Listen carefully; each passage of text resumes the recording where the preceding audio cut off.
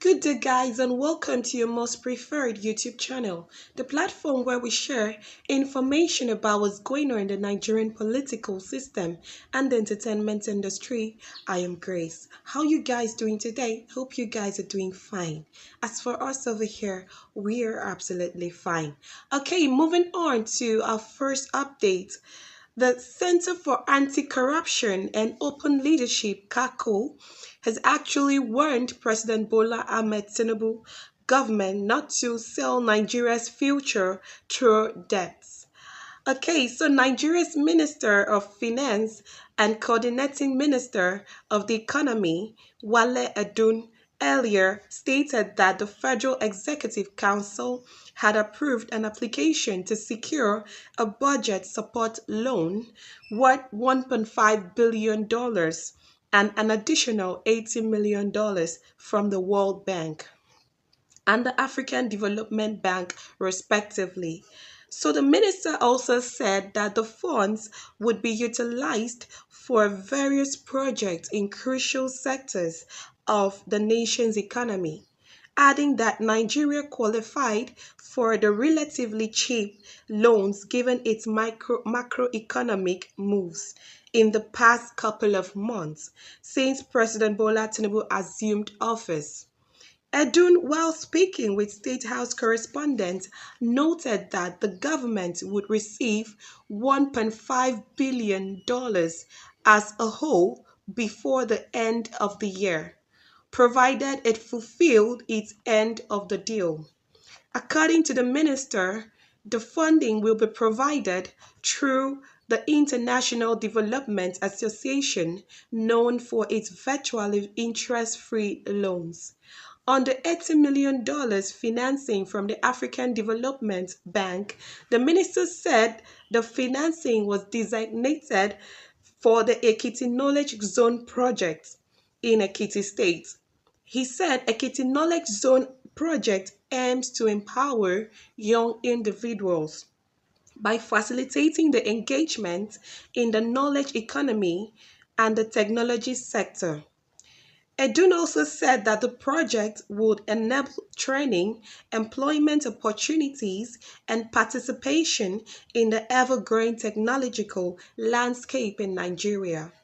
The report further stated that so far Nigeria has secured a total of $1.95 billion in loans from the World Bank in the first 4 months of President Tinubu's administration. The first was the $750 million approved on June 9, 2023 to boost Nigeria's power sector. The second was the $500 million to help the country's drive for women's empowerment and was approved on June 22, 2023. The third loan was actually a $700 million loan to enhance adolescent girls' learning and empowerment, which was approved on September 21, 2023. However, in a release issued and signed by the CACOL's Director of Administration and Programs, Tola Oresanwo, on behalf of the organization chairman, Mr. Debo Adeniran, the organization cautioned the federal government on the huge debt burden being imposed on the country, saying they expect the president and his cabinet members to think out of the box in finding solutions to the myriads of problems confronting the nation, stating also that if a country can afford sport utility vehicles, that's the SUVs, Jeep, allegedly worth $130 million to its lawmakers, but still goes cap in hand, begging Bretton Woods organizations for funds needed to finance its budget, then something is wrong somewhere, saying those giving us loans also have their stringent conditions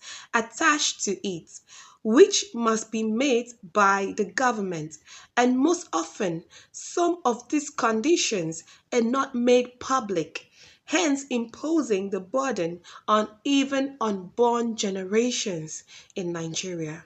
Guys, That's it for the loans being collected by President Bola Tinubu's administration in Nigeria.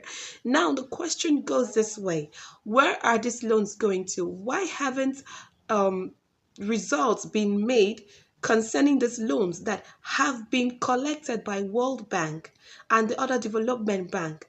What's to do with all this money? I mean, Nigeria is now in huge debt.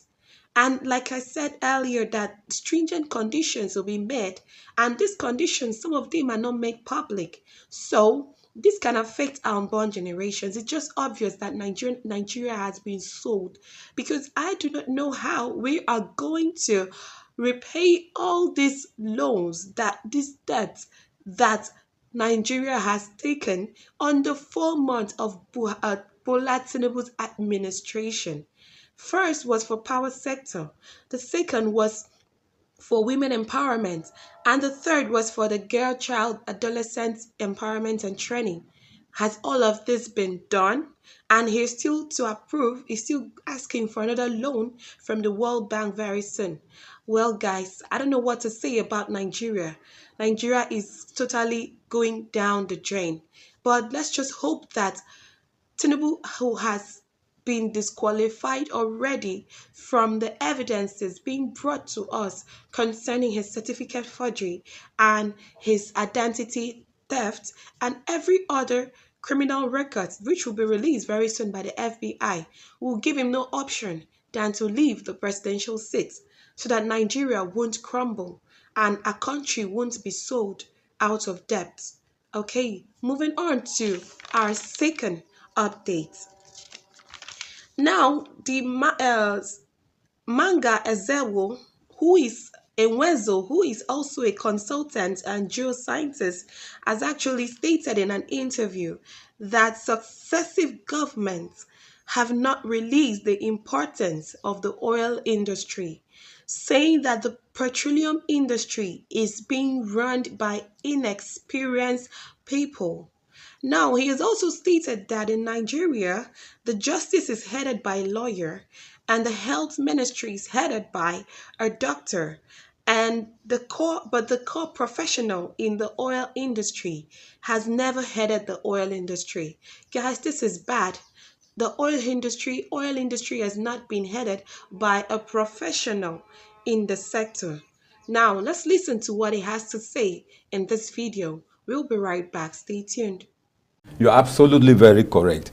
And I think the problem has been that successive governments have not really paid attention to they have not really realized the importance of the oil industry. So most of the time, they have not really realized the importance of the oil industry. So they downplayed. I give you an example. You go to justice, it's headed by a lawyer. You go to the health ministry, it's headed by a doctor. A core professional in the oil industry has never headed except after Dakoro. So recently they have not headed the petroleum. So apparently the petroleum industry is being run by inexperienced people, hands. And secondly, well, I mean, the reason Nigeria isn't producing enough oil is not because it's being run by inexperienced people. Yeah, because you see, the oil industry, you've got leakages in the Niger Delta and underproduction and all the rest of it. And then we've neglected insecurity. That's got nothing to do with them. Yeah, then what has happened who is running the place? It is because, you see, the investments you do matter. For example, like you see the JV, for example, what the oil we are producing now comes mainly from the production sharing contract, deep water. So, and the fiscal terms for the deep water is different. In the JV, government has 55%. But in the PSC, you barely get 30% because of the contract, the production sharing contract. Right. You get, so the money is doing, and then we have not invested in the oil, in the upstream sector. Those JV assets, we have spent more money in the downstream sector. And then, because the president has taken over the ministerial portfolio, you see that a group of oligarchs have taken over the industry. So what has happened now is that most of the investments are done to favor them in the downstream, neglecting the upstream sector. That is why we are having all this problem. You're welcome back, guys. So that was Mr. Manga and Wezo, who is a consultant and a geoscientist, actually stating the obvious, saying that the petroleum industry needs to be run by experienced people in the field, not inexperienced people. Also, I feel that if the petroleum industry is run by experienced people, things will go well in the oil industry. I mean, we should not put people that are not qualified to be in the position in such sectors. Let only qualified people be appointed into those sectors to enhance the growth of that economy, of that petroleum industry. Okay, guys, moving on to our third update. Now, Peter Obi of the Labour Party presidential candidate has actually addressed Arise TV shortly after the burial service of the father-in-law of Senator Yusuf Dati Baba Ahmed, that's Senator Bello Maitama. So in a statement, he has charged leaders to build integrity. He has also said that a country must be built on character, trust, and integrity, which is the foundation.